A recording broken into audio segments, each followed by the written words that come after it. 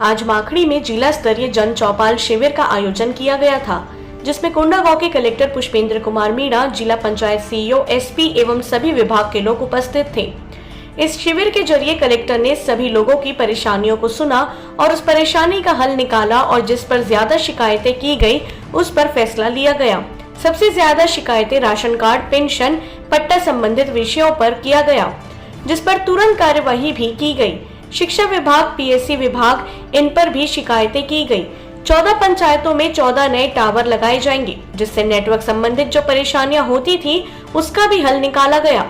विभाग में 19 विभाग से 153 आवेदन दिया गया।